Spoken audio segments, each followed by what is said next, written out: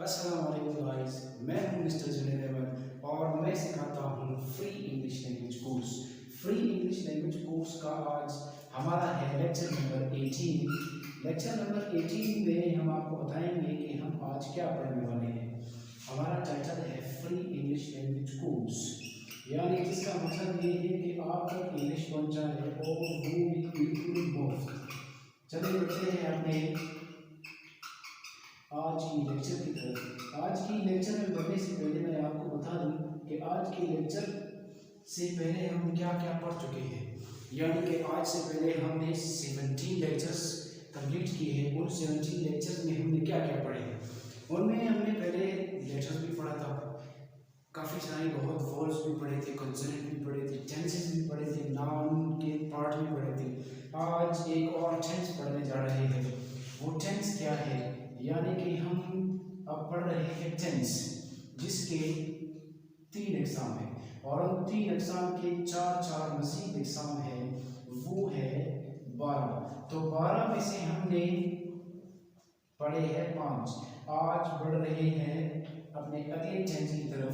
वो हमारे पास क्या है, वो हमारे पास है पास्ट परफेक्ट टेंस, यानी कि हमारे पास माजी में हो चुके कितने अमल है, आज हम वो पढ़ने जा रहे हैं। इससे पहले हमने पढ़ा था कि हाल में जो हो चुके हैं हम वो पढ़ रहे थे। तो अब हम बढ़ते हैं अपने इसकी तरफ। इसमें बढ़ने से पहले अगर आपने मेरा चैनल सब्सक्राइब नहीं किया तो आप सब्सक्राइब करें, बेल आइकन दबा दें ताकि मेरी हर वीडियो आप तक पहुंच सके वक्त पे। बढ़ते हैं अपनी आज की लेक्चर की तरफ। तो आज का लेक्चर का डेफिनेशन ये है कि those actions which started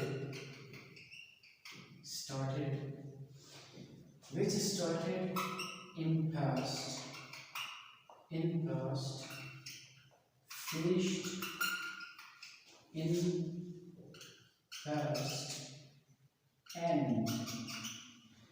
give result in past, यानी कि हमारे पास सिर्फ माजी ही माजी है। जो हमने माजी में शुरू कर चुके थे, माजी में हमने ख़त्म भी कर लिए और माजी में ही हमें रिजल्ट भी मिलने आए, यानी कि माजी में ही हमारा सब कुछ हो गया। तो इसका मतलब ये है कि वो अमल जो माजी में शुरू हुए, माजी में ख़त्म हुए और माजी में ही हमें इन्होंने अपना अमल यानी कि अपना रिजल्ट दे दिया, तो वो हो गया हमारे पास पास्ट परफेक्ट टेंस। बढ़ते हैं अपने हेल्पिंग वर्ब की तरफ। हेल्पिंग वर्ब हमारा क्या है, हेल्पिंग वर्ब हमारा है हैड, यानी कि हमारे पास इस बार सिर्फ एक ही हेल्पिंग वर्ब है और वो है हैड। हैड हमारे पास कैसे काम करता है, जैसे कि हमारे पास पिछली हमारी हेल्पिंग वर्ब काम करती थी ये बताने के लिए कि कौन सा ज़माना चल रहा है। तो बढ़ते हैं अपने सिंपल फॉर्मूला की तरफ। सिंपल फॉर्मूला हमारा क्या है, सिंपल फॉर्मूला हमारा ये है कि हमारे पास सबसे पहले वही आता है, यानी कि सब्जेक्ट के बाद हमारे पास हेल्पिंग वर्ब आता है। हेल्पिंग वर्ब हमारे पास है तो हेल्पिंग वर्ब हमारे पास आता है। हेल्पिंग वर्ब के पास हमारे पास आता है जैसे कि प्रेजेंट परफेक्ट टेंस में था, ऐसे ही हमारे पास पास्ट परफेक्ट टेंस में third form of the verb आता है। Third form of the verb के बाद हमारे पास ऑब्जेक्ट आता है और ऑब्जेक्ट के बाद हमारे पास फुल स्टॉप आता है, यानी इख्तिताम होने वाला अमल। तो ये हुआ हमारा सिंपल फॉर्मूला, यानी कि हमारे पास सबसे पहले सब्जेक्ट आता है द डूअर ऑफ एक्शन, फिर हमारे पास हेल्पिंग वर्ब आता है which tells us that which tense is going on now। फिर हमारे पास थर्ड फॉर्म आता है, जैसे कि फर्स्ट फॉर्म सेकंड फॉर्म, ऐसे ही हमारे पास थर्ड फॉर्म होता है। तो उसके बाद हमारे पास ऑब्जेक्ट आता है द रिसीवर ऑफ एक्शन, फिर हमारे पास आता है फुल स्टॉप जो कि आर्टिकल है, वो भी हम लोग नहीं पढ़ेंगे इंशाल्लाह। बढ़ते हैं अपने सिंपल सेंटेंस की तरफ। तो सिंपल सेंटेंस हमारा क्या है, कैसे बनता है। सिंपल सेंटेंस हमारा कुछ यूँ बनता है कि मैं थोड़ा सा इस तरफ ले लेता हूँ, काफ़ी ज़्यादा गर्मी हो रही है कोयटा में, तो आज हमारा माइक भी चेंज है क्योंकि एडवांस टाइम है भाई। मिलते हैं फिर अगली बार इंशाल्लाह किसी और तरीके के मार्क से। तो हमारा सिंपल सेंटेंस कैसे बनता है? सिंपल सेंटेंस कुछ यूं बनता है कि वी हैड वर्कड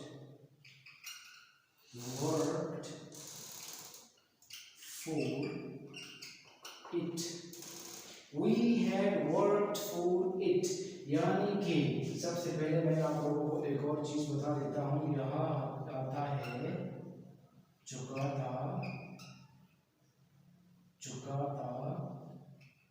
चुकी थी या फिर चुके थे। एक तो उर्दू की राइटिंग, उर्दू लिखना सबसे बड़ी जंजाल है। चुके थे, मजाक कर रहा हूँ भाई, चुके थे। तो ये हमारे पास आता है जैसे कि पिछली बार हमारे पास आया था चुका है, चुकी है, चुकी है। यहाँ है हमारे पास चुका था, चुकी थी और चुके थे। ये है हमारी सबसे बड़ी उर्दू की मिस्टेक। तो इसकी वजह से हम कभी कभी गड़बड़ कर देते हैं। तो उसमें हमने लिखा था we have worked for it, हम इसके लिए काम कर चुके हैं। तो यहाँ हमारे पास कैसे आता है? यहाँ हमारे पास आता है कि हम इसके लिए काम कर चुके थे, यानी कि कोई काम है, हम उसमें फेल हुए या फिर पास हुए, पास भी हो सकते हैं, फेल भी हो सकते हैं। तो हम तब कहते हैं कि हम इसके लिए काम कर चुके थे या हम इसके लिए बहुत मेहनत कर चुके थे। तो उसी तरह हमारे जो अल्फाज है हमें उसी तरह हम यहाँ पे भी लिख रहे हैं।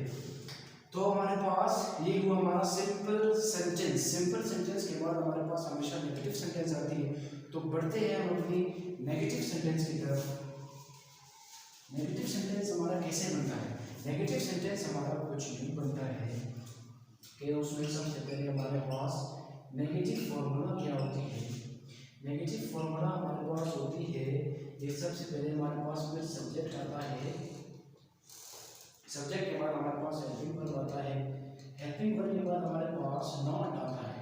नॉट के बाद हमारे पास third form of the verb आता है। Third form of the verb के बाद फिर ऑब्जेक्ट आता है। ऑब्जेक्ट के बाद फिर हमारा मार्क आता है, यानी कि फुल स्टॉप आता है। तो ये हुआ हमारा नेगेटिव फॉर्मूला। जैसे कि हमारे पास पॉजिटिव फॉर्मूला था, यानी कि हमारे पास सिंपल फॉर्मूला था। सिंपल फॉर्मूला में सिर्फ ये था कि यहाँ पे नॉट नहीं था, बाकी सब वही थी। तो आपको ज़्यादा तकलीफ करने की ज़रूरत नहीं है। एक ही तकलीफ है, वो है कि इनमें थोड़ा सा फसला पैदा करके यहाँ पे नोट करके। ये हुआ हमारा नेगेटिव फार्मूला। तो हमारे पास नेगेटिव फार्मूला के बाद आता है हमारा नेगेटिव सेंटेंस।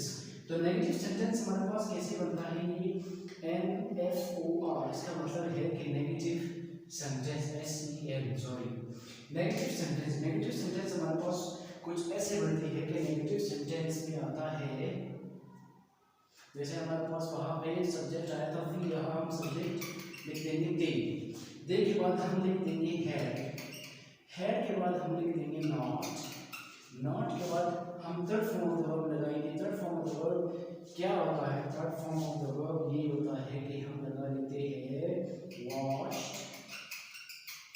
वॉश्ड, यानी कि धोना। Washed, they have not washed the